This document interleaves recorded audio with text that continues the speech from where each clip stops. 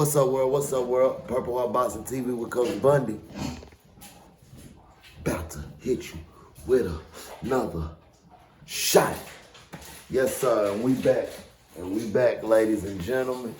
The Heart Foundation is Sunday. So y'all know I'm coming with the reactions of the fights over the weekend on Saturday, man. On the Canelo Berlanga card. But let me stop you in your tracks. If you ain't subscribed to the channel, hit that notification bell, man. Go and do it right quick. It ain't gonna take you number 1 second, half a second, millisecond. Boom, and we rolling. Canelo Berlanga card, man. Good fights. PBC put together a good card. I can't complain. PBC put together a good card. It was some good fights. We'll start with, okay, I'm gonna start letting y'all know Villa. Romain Villa got stopped in the welterweight showdown. He was on the prelims.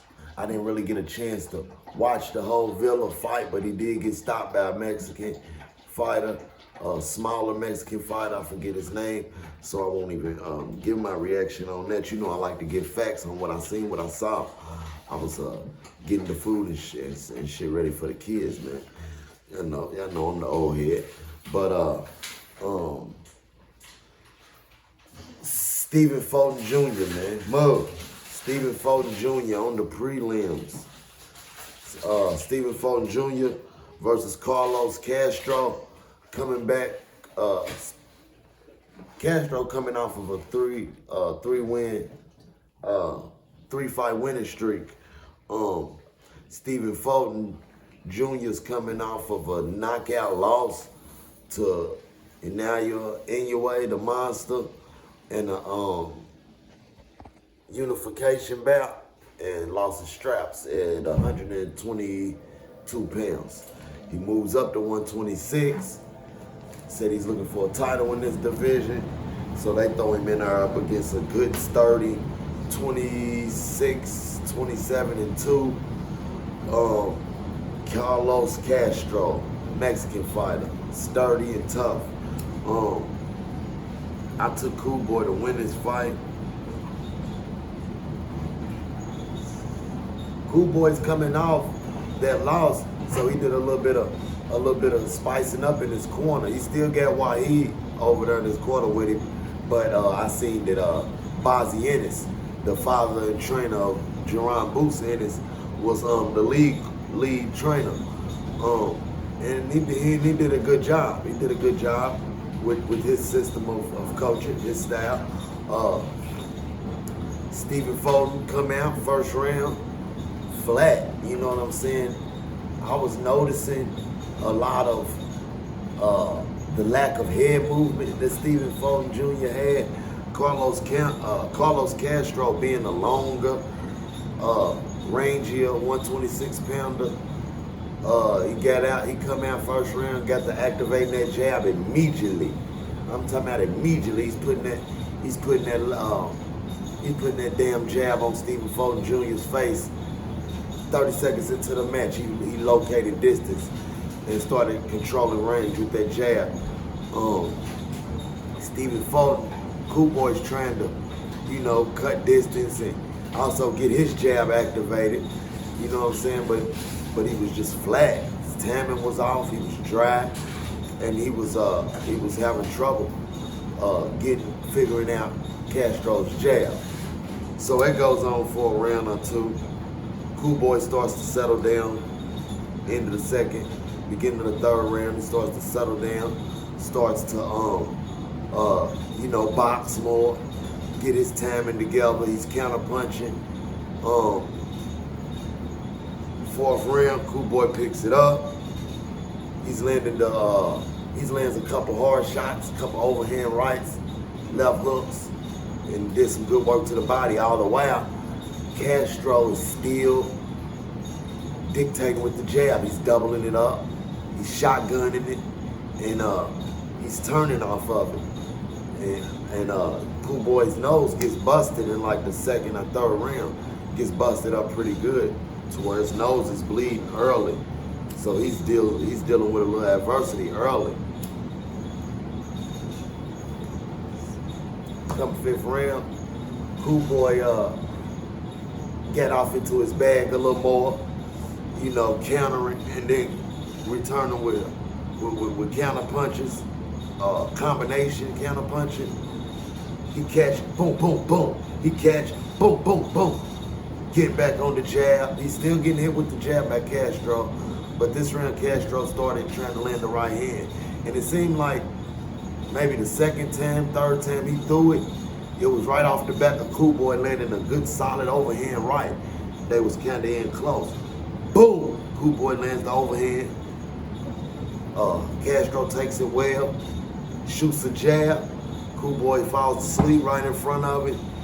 Castro sends him to the deck with the right hand straight down the middle. Right hand on the button. Set Cool Boy right on his buttocks. Cool Boy looked surprised, if you ask me. Turned around towards his corner. Shook it off. Looked at the ref. Assured him that he was all right. He took it all the way up to A count and then he got up. Cool Boy got right to boxing. Got on the back foot. He recovered well. Before the round ended, Cool Boy got off 2 or 3 good counter shots to let Castro know he was still there. Boom, that was the end of the round. Come 6th round, Cool Boy comes out boxing better and makes an adjustment. Once he sees that towards the middle of that 6th round, Cool Boy realized that the jab was giving him too much problems, and Castro was managing distance and using ring generalship so well. Cool Boy made an adjustment, took it to an inside fight, and got the work. Boom, boom, boom. So 6th round, Cool Boy edged him out. Actually had a big round the 6th round. 7th round, same operation, same system. Cool Boy starting to, you know, keep the distance closed, breaking Castro down to the body, countering to the head. Coast two more rounds like that, 3 more rounds. They get to the championship rounds. Cool Boy hurts Castro twice. Castro even hurt Cool Boy with another right hand. Cool Boy stays on the inside, gets to work, and he starts landing a vicious right hand on him. Even though Cool Boy don't got no power, the accuracy and the placement of his right hand and his left hook was starting to work Castro down, starting to hurt him. Cool Boy finished the 10th round off real strong, and man, it was a good ass fight. Stephen Foley he edged him out with a split decision victory. I give him a majority win, but hey man, he got the victory all in all. It was a good comeback fight for him. It wasn't easy. He had to dig deep. Bazzi Ennis pulled some dog out of him. And man, welcome to the 126-pound division, man. It's gonna be much harder than 122. These guys are bigger. These are guys at 26 walking around more so around 138, 140. So yeah, these guys are bigger, stronger, and their punch resistance is higher.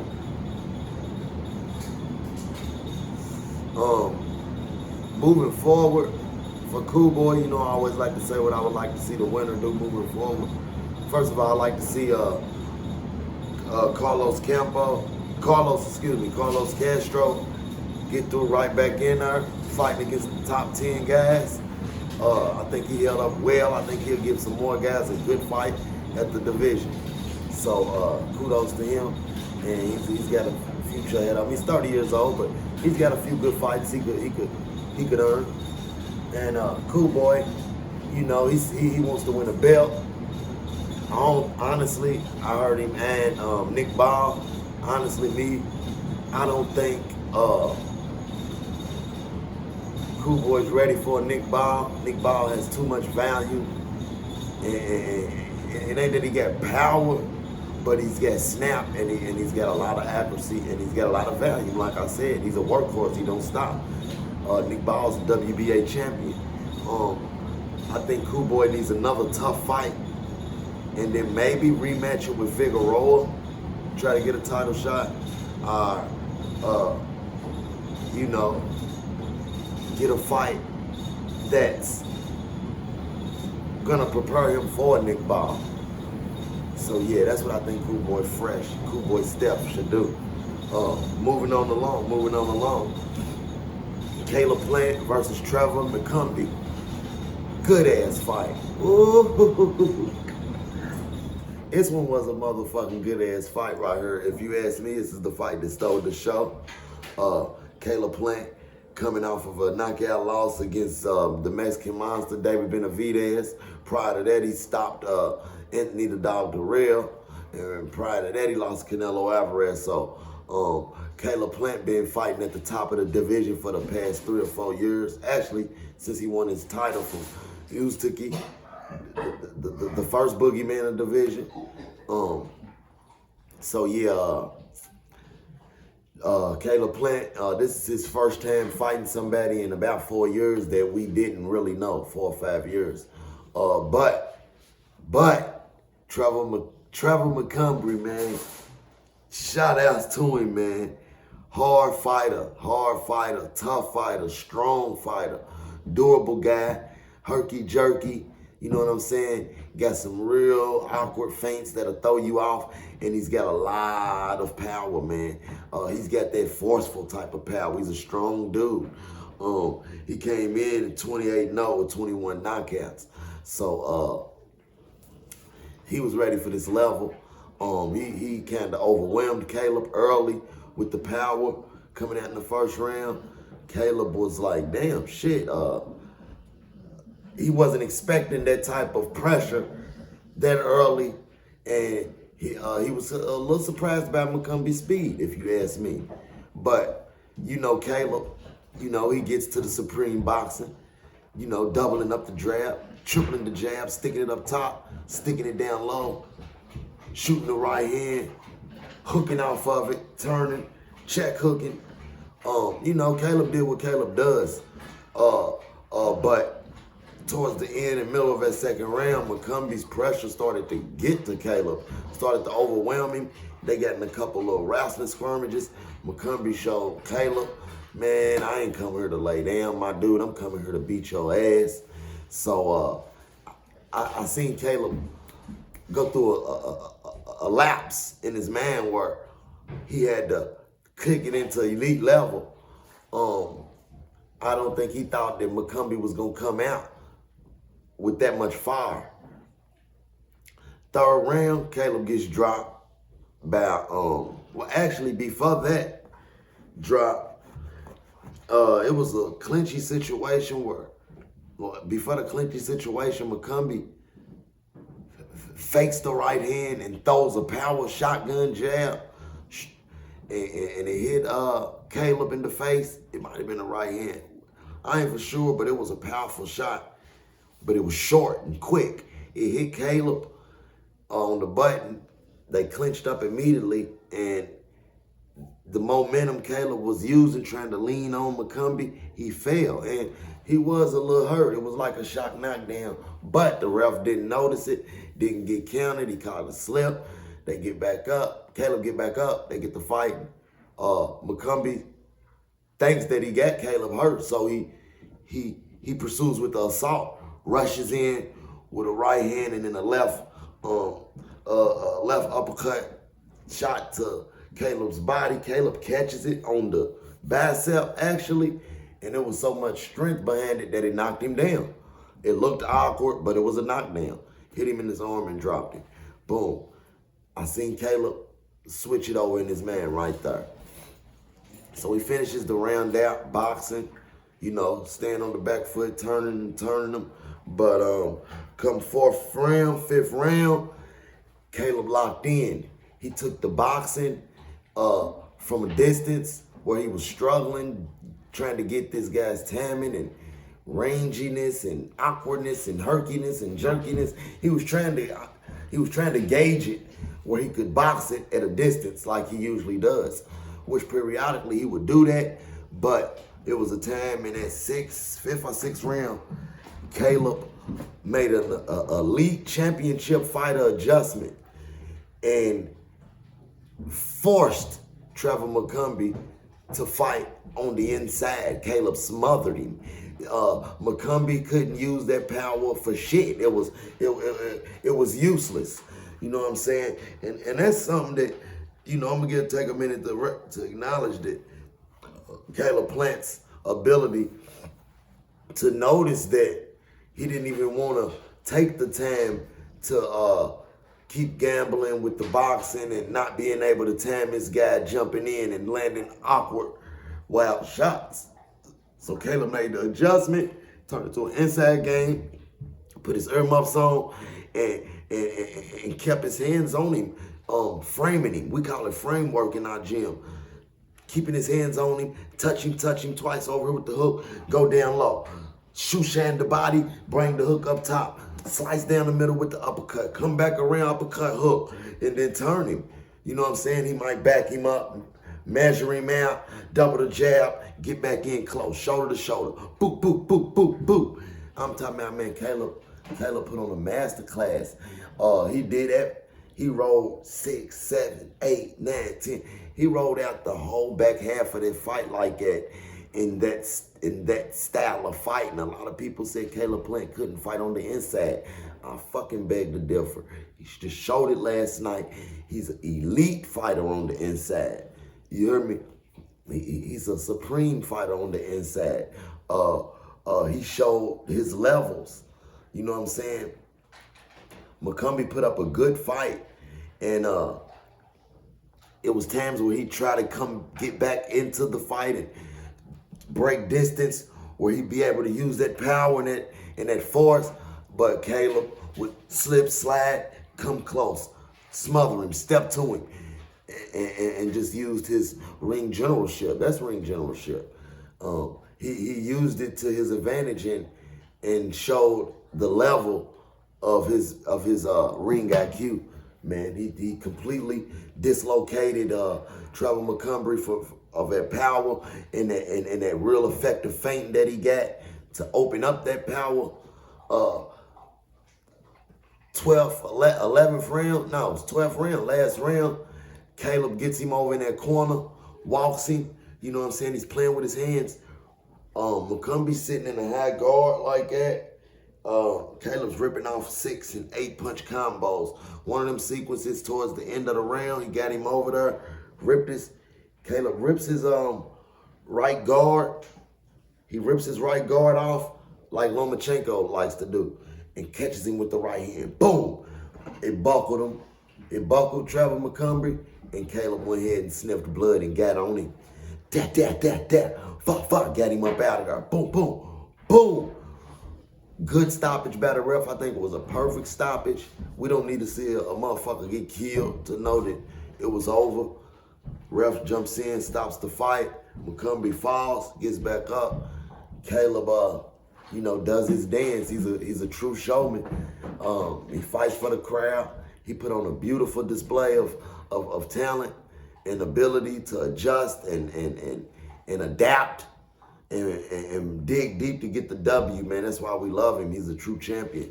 And shouts out to him. Caleb Plant, sweet hands. Trevor McCombie, man, good fighter, solid fighter. I would like to see him some more at the 168 division. I'd like to see some fighters get through him to get to that top 5 upper echelon of the 168 division. And man, it'll be good. I think it'll be good. Bring back a Boo Boo Andretti for Trevor McCombie. You could put a McCombie versus a Berlanga. Loser versus loser. Man, there's so many different people who McCombie could fight at 68. We just want him to stay around. So shouts out to you too, Trevor McCombie. Good work. Caleb Plant moving forward. Jamal Charlo. I like to see Plant versus Charlo. I like to see Plant versus Berlanga. And I like to see Plant versus Canelo too, for sure. I think Plant got enough grit, got enough experience, speed, enough power, enough durability to become champion again at his division. And I want to see it. moving on along, we got Danny Garcia, Landy Lara. Oh my goodness, this is the not an upset because I picked Landy Lara to win this fight, even though I said I should pick Danny because of the youth, but I went ahead and went with Lara because I know that his IQ is next level. No matter how old he is, he's one of those guys that's aging like wine, like a Bernard Hopkins. You know what I'm saying? Lara come out there first round, man, and just establish dominance immediately. As boring as it may seem, as tiresome as it looked to the average eye, man, he's extremely difficult to beat out of the southpaw stance with a strong jab. He got a very stiff, strong jab. Danny Garcia couldn't figure it out. He couldn't get past it. When he would try, Lara would send the left hand straight down the middle. He would loop it around, send it to the body, and turn. He didn't move at all. He fought flat-footed and walked straight towards Danny Garcia. This was the first time we seen Danny Garcia on his back foot the whole fight. Something was wrong with him, if you ask me, like mentally. Either he just really don't want to fight no more, or maybe because he got dismantled. And well, let me finish how the fight went. It was pretty boring. Lara made it to where Danny couldn't do nothing. He disarmed him from his left hook. His looping right hand to the body, he completely took that from him and just stayed in front of him in a circle, keeping him on the end of that strong right jab and occasionally sending the left hand. I believe it was the 6th round. Danny's on his back foot trying to back up. Lara hit him with a jab. Danny backs around, tries to corner out, and then send the fake and then come back the way he was going. Lara, with his IQ, he knew that Danny was faking that win, coming back and sending a straight left hand right up to his face. It wasn't hard, it was short, but the impact from Danny coming back that way and Lara timing it and placing the shot perfect, that's double impact. So it's like, boom, shook Danny's brain up, threw his equilibrium off, he took a knee. It was the end of the round. So he go to his corner, says something to his dad waves it off. Angel Garcia knows his boy, loves his son more than anything, loves boxing a lot, but his son came first. He agreed, went with the stop the fight. Landy Lara triumphed, 41-year-old active champion, the oldest active champion in boxing right now. Danny Garcia, honestly, I'd like to see you go on and hang the gloves up, champ. Good career. You didn't go out on your shield.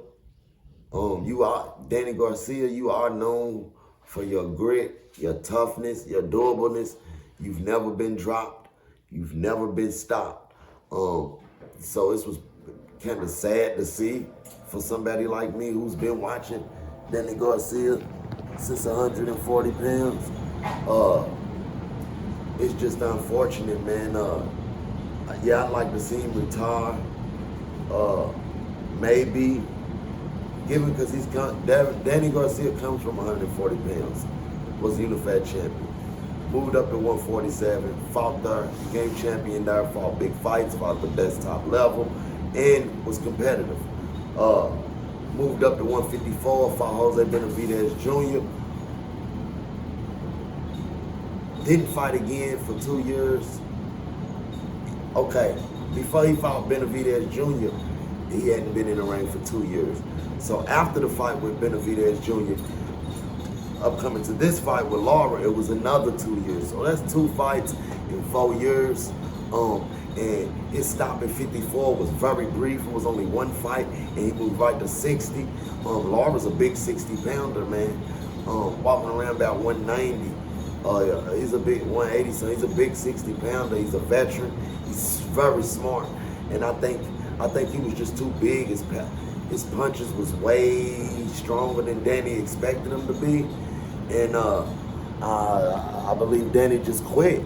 He figured he couldn't cut distance, he couldn't do what he do, and he felt the strength of that man in there, and he didn't want to go through with it.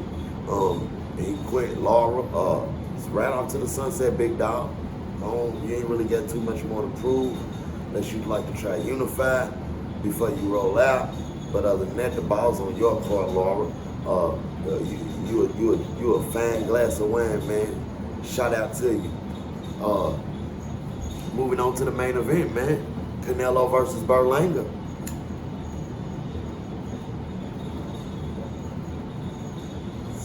Canelo versus Berlanga.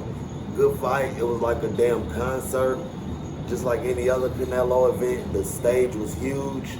The atmosphere was rocking. And I think Berlanga dealt with the pressure of this stage pretty well. You know,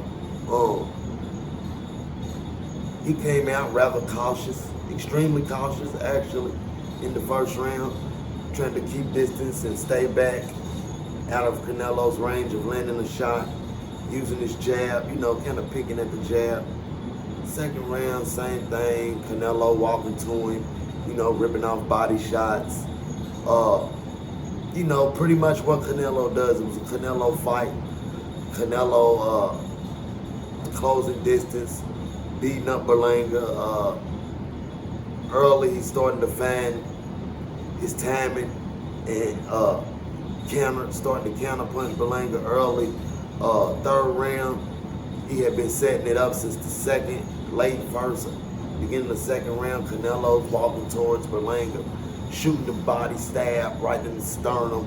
And he got his man in his hand at a moment and faked the body, the sternum shot, and shot the quick left hook. Berlanga went to reach forward and got caught on the button. Flash knockdown, boom. Beats on his hands like he did when he got dropped in that one, his first time getting dropped professional fight. Mad at himself. He gets up off the deck and goes to brawling though. That's what was so crazy. As cautious as Berlanga was fighting, as soon as he got dropped, he gets up and brawls. Trades a couple shots with Canelo. Boom, there go the buzzer, there go the bell.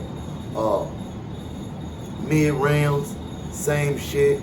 You know, Canelo walking forward, ripping off body shots, you know, letting off counter punches, letting off combinations and twos and threes. Bang, bang, bang, bang, bang, bang. Uppercut in the middle, hook around the side, and reach around the side for the body. You know, Canelo showed good work of what he does. Walk down, pressure fighting, counter punching, combinating. Walked Berlanga into deep waters. Berlanga stood up. You know, he had some flashes in the pen, like I like to say. He had some good little moments. You know what I'm saying? But all in all, it was a Canelo show, man. Canelo, by unanimous decision, he beats Edgar Berlanga. He wins every single round, drops him in the third, and you know, talk this shit at the end, man. Said this is what he do, Mexicans. The crowd went crazy. It was a successful event. As for Berlanga, he did do better than I expected him to do as far as his intelligence. You know what I'm saying? Earlier he looked a little nervous, kind of scared, but he ended up settling in and fighting a smarter fight. Although he didn't never try to sell out or really try to go get Canelo, he put up a good technical back and forth. It was a decent showing for the young kid, taking this big, huge step up. I believe that he's ready for the rest of the division as far as giving a good fight. I don't know if he can beat a Caleb Plant. I don't know if he can beat a Demetrius Andrade. I don't know. So I would like to see him fight Trevor Montgomery though, the guy who Caleb Plant just stopped. That would be a good fight. Jaime Munguia, that would be a good fight. You know what I'm saying? So that's what I would like to see. Boxing, we won last night with the undercard. Canelo wasn't a snooze fest, but it was just a Canelo show. So we want to see something more competitive. But all in all, PBC, they did their thing tonight. Amazon, it was a good show.